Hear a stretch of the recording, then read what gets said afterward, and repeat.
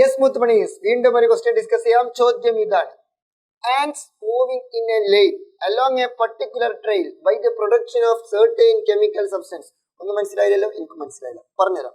പച്ച മലയാളത്തിൽ പറഞ്ഞാൽ ഉറുമ്പുക്കൾ എന്തോ കെമിക്കൽസ് എന്ത് ചെയ്യും, പ്രൊഡ്യൂസ് ചെയ്യും. എന്നിട്ട് ആ കെമിക്കൽസ് ഐഡന്റിഫൈ ചെയ്തിട്ട് എന്ത് ചെയ്യും, അവരെങ്ങനെ അവരുടെ കറക്റ്റ് റൂട്ടിലൂടെ അങ്ങനെ സഞ്ചരിച്ചു പോകും. ആ ഉറുമ്പുക്കൾ ഇങ്ങനെ വരിവരിക്ക് പോണ കണ്ടിട്ടില്ലേ?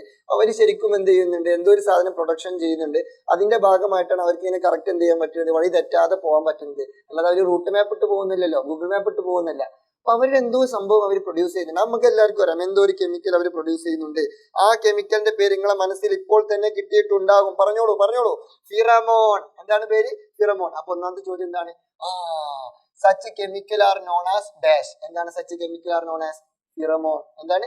ഫിറമോൺ. അപ്പൊ ഒന്നാമത്തെ ആൻസർ കിട്ടിയില്ലേ? സിമ്പിൾ ആണ്. അപ്പോൾ ഈ ഉറുമ്പുക്കൾക്ക് പകരം വേറെ ഏതെങ്കിലും ജീവൻ, ഇപ്പൊ ഒരു തേനീച്ചയാണ് അവിടെ കൊടുക്കുന്നത് വിചാരിക്കും. തേനീച്ച എന്തോ ഒരു കെമിക്കൽ സബ്സ്റ്റൻസ് സറൗണ്ടിങ്സിലേക്ക് പ്രൊഡ്യൂസ് ചെയ്തിട്ടുണ്ട് അവരുടെ കമ്മ്യൂണിക്കേഷൻ വേണ്ടിയിട്ട്. Such chemical substance known as, അതും എന്താണ്? ഫിറമോൺ. അപ്പൊ ഏത് ജീവി ചോദിച്ചാലും ഫിറമോൺ. എന്നാൽ മനുഷ്യനാണെങ്കിലോ അത് ഹോർമോൺ, ജന്തുക്കളാണെങ്കിൽ അത് pheromone. Note the difference. Okay. അപ്പൊ ഒന്നാമത്തെ ആൻസർ നമ്മൾ ചെയ്ത് കഴിഞ്ഞു, ഫിറമോൺ എന്ന് കൊടുത്ത്. ഓക്കെ. ഇനി രണ്ടാമത്തെ answer, write 2 examples for these chemical substance. ഈ കെമിക്കൽ സബ്സ്റ്റൻസ്, ഏത് കെമിക്കൽ സബ്സ്റ്റൻസിന്? ഫിറമോൺസിന് 2 എക്സാമ്പിൾസ്, 2 ഉദാഹരണങ്ങൾ എഴുതണം. അപ്പൊ ഒന്നാമത്തെ ചോദ്യം ഒരാൾക്ക് അറിയില്ല എന്ന് വിചാരിക്കും, കാരണം അയാൾക്ക് ആ കെമിക്കൽ സബ്സ്റ്റൻസ് കിട്ടിയില്ല. കെമിക്കൽ സബ്സ്റ്റൻസ് ഫിറമോൺസ് അറിഞ്ഞാലല്ലേ രണ്ടാമത്തെ അതിന് എക്സാമ്പിൾ എഴുതാൻ പറ്റുള്ളൂ. ഒന്നാമത്തെ അറിയില്ലെങ്കിൽ രണ്ടാമത്തെ കിട്ടൂല. അപ്പൊ നമ്മൾ എല്ലാം പഠിക്കണം. Note the point. ഓക്കെ. അപ്പൊ ഒന്നാമത്തെ എന്താണ്? ഫിറമോൺസ് ആണ്. ഫിറമോൺ ആണ് ആ കെമിക്കൽ സബ്സ്റ്റൻസ്. അപ്പൊ അതിന് 2 ഉദാഹരണം എഴുതാനാണ് പറഞ്ഞിട്ടുള്ളത്. 2 ഉദാഹരണം ചോദിച്ചാൽ നമ്മൾ 3 എഴുതി കൊടുക്കും. 3 എഴുതിയിട്ട് കൂടുതൽ മാർക്കൊന്നുമില്ല, 2 എഴുതിയാൽ മതി. ഓക്കെ, ഇതാ പിടിച്ചോ.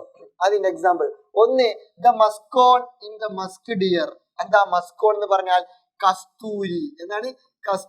കസ്തൂരി മാനിലെ കസ്തൂരി, മസ്ക് ഡിയറിലെ മസ്കോണ്. കസ്തൂരി മാനിലെ കസ്തൂരി അല്ലെങ്കിൽ മസ്ക് ഡിയറിലെ മസ്കോണ്. ഓക്കെ. അപ്പൊ അതാണ് എന്ത്? ഒന്നാമത്തെ എക്സാമ്പിൾ. സിമ്പിൾ ആണ്. മസ്ക് ഡിയറിലെ മസ്കോണ്, കസ്തൂരി മാനിലെ കസ്തൂരി. ഈ രണ്ടാമത്തെ example, civetone in the civet കാറ്റ്. സിവറ്റോൺ ഇൻ ദ സിവറ്റ് കാറ്റ്. സിവറ്റ് കാറ്റ് എന്ന് പറഞ്ഞാൽ വെരുകിലെ സിവറ്റോൺ. വെരുക് ഉൽപ്പാദിപ്പിക്കുന്ന സിവറ്റോണും എന്താണ്? ഫിറമോൺ ഉദാഹരണമാണ്. ഓക്കെ അല്ലേ? ഇനി മൂന്നാമത്തെ example, ബോംബിക്കോൾ in the female silk വേം. ഓക്കെ. ഫീമെയിൽ സിൽക്ക് വേം എന്ന് പറഞ്ഞാൽ പെൺപട്ടുനൂൽ പുഴു ഉൽപ്പാദിപ്പിക്കുന്ന ബോംബിക്കോൾ. ഓക്കെ, ഇതാണ് ബോംബിക്കോൾ. അപ്പൊ ഇതാണ് നമ്മുടെ ടെക്സ്റ്റ് ബുക്കിൽ മെൻഷൻ ചെയ്തിട്ടുള്ള 3 ഉദാഹരണങ്ങൾ. നിർബന്ധമായിട്ടും പഠിക്കണം. ഇതിൽ 2 എണ്ണമെങ്കിലും നിങ്ങൾ പഠിച്ചു വെക്കുക. പരീക്ഷയ്ക്ക് 2 എണ്ണം എഴുതാനേ പറയുള്ളൂ. ഏറ്റവും സിമ്പിൾ ആയിട്ട് പഠിക്കാൻ പറ്റിയതാണ് മസ്ക് ഡിയറിലെ മസ്കോണ്. മലയാളത്തിൽ പറയുകയാണെങ്കിൽ കസ്തൂരി മാനിലെ കസ്തൂരി. പിന്നെ സിവറ്റ് കാറ്റിലെ സിവറ്റോണ്. മസ്ക് ഡിയർ മസ്കോണ്, സിവറ്റ് കാറ്റ് സിവറ്റോണ്. നല്ല സുഖമുണ്ടല്ലേ? ഓക്കെ. വെരുകിലെ സിവറ്റോൺ. പിന്നെ ബോംബിക്കോൾ പറയുമ്പോഴാണ് കുറച്ച് ബുദ്ധിമുട്ടുള്ള പോലെ ഫീൽ ചെയ്യുന്നത്. പക്ഷെ ബോംബെ എന്ന് ഓർത്താൽ മതി. ബോംബെ അടിപൊളി എങ്ങും ആ ബോംബെ ഓർത്താൽ മതി. ബോംബിക്കോൾ ഇൻ ഫീമെയിൽ സിൽക്ക് വേം. ഓക്കെ. പെൺപട്ടുനൂൽ പുഴുവിലെ ബോംബിക്കോൾ. ഇതാണ് ഫിറമോൺസിന് 3 ഉദാഹരണങ്ങൾ. Okay, set. ഓക്കെ, അത് കഴിഞ്ഞു. ഇനി നെക്സ്റ്റ് മൂന്നാമത്തെ ചോദ്യം, write other 2 uses of these chemical substance. ഈ കെമിക്കൽ സബ്സ്റ്റൻസിന്റെ വേറെ 2 യൂസ് കൂടി എഴുതി കൊടുക്കാൻ. നമ്മൾ 2 എണ്ണം ചോദിച്ചാൽ നമ്മൾ 4 എണ്ണം എഴുതും. ഇതാ പിടിച്ചോ. ഒന്നാമത്തെ യൂസ്, ഈ ഫിറമോൺസിന്റെ ഒന്നാമത്തെ യൂസ് എന്താന്ന് ചോദിച്ചാൽ അട്രാക്ടിങ് മെയ്റ്റ്സ്. ഓപ്പോസിറ്റ് സെക്സിനെ, ഇണയെ ഓപ്പോസിറ്റ് സെക്സിനെ അട്രാക്ട് ചെയ്യാൻ, ആകർഷിക്കാൻ. ഇണയെ ആകർഷിക്കാൻ. ഓപ്പോസിറ്റ് സെക്സിനെ എന്ത് ചെയ്യാൻ? അട്രാക്ട് ചെയ്യാൻ, ആകർഷിക്കാൻ. അപ്പൊ ഇതാണ് ഒന്നാമത്തെ ഉപയോഗം. അതൊരു നല്ല ഉപയോഗമാണ്. ഓക്കെ. ഇനി രണ്ടാമത്തത്, informing the availability of food. ഫുഡിന്റെ അവൈലബിലിറ്റി അറിയിക്കാൻ, ഭക്ഷണത്തിന്റെ ലഭ്യത അറിയിക്കാൻ. ഇപ്പൊ ഫോർ എക്സാമ്പിൾ ഇതിനൊരു ഉദാഹരണം പറയുകയാണെങ്കിൽ തേനീച്ചകൾ ഒരു പൂന്തോട്ടത്തിൽ വന്നാൽ അവിടെ തേനുണ്ടെന്ന് മനസ്സിലാക്കി കഴിഞ്ഞാൽ കുറച്ചു നേരം കഴിഞ്ഞാൽ അങ്ങോട്ട് വേറെ കുറെ തേനീച്ചകൾ വരും. കാരണം അവരൊരു കെമിക്കൽ സബ്സ്റ്റൻസ് എന്ത് ചെയ്യുന്നുണ്ട്? പ്രൊഡ്യൂസ് ചെയ്യുന്നുണ്ട്. ആ കെമിക്കൽ സബ്സ്റ്റൻസ് ഐഡന്റിഫൈ ചെയ്തിട്ട് അങ്ങോട്ടേക്ക് വേറെ തേനീച്ചകൾ വരും.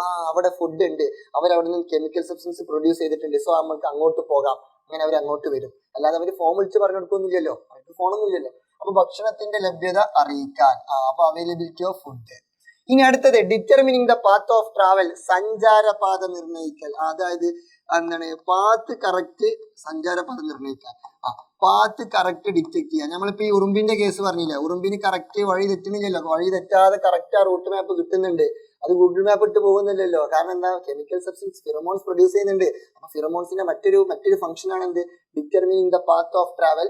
അതേപോലെ തന്നെ availability of food are equal, attracting mates, opposite സെക്സിന് അട്രാക്ട് ആൻഡ് സിഗ്നലിംഗ് ഡേഞ്ചേഴ്സ്. അപകട സാധ്യത എന്ത് ചെയ്യും, അറിയിച്ചു കൊടുക്കും.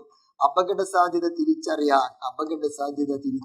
അതായത് ഇപ്പൊ ഫോർ എക്സാമ്പിൾ നമ്മളൊരു തേനീച്ചക്കൂട് കത്തിക്കാണെന്ന് വിചാരിക്കും. ഇപ്പൊ നമ്മളെ വീടിന്റെ മുറ്റത്ത് വലിയൊരു കടന്നൽ കൂടോ തേനീച്ചക്കൂടോ ഉണ്ട്, നമ്മളത് കത്തിക്കുന്ന സമയത്ത് സ്വാഭാവികമായിട്ടും അതൊരു ഡേഞ്ചർ ആണ്.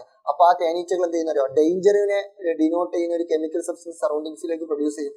ആ കെമിക്കൽ സബ്സ്റ്റൻസ് പ്രൊഡ്യൂസ് ചെയ്യുമ്പോൾ സ്വാഭാവികമായിട്ടും പിന്നെ അങ്ങോട്ട് എന്ത് ചെയ്യില്ല, പുതിയ തേനീച്ചകൾ വരില്ല.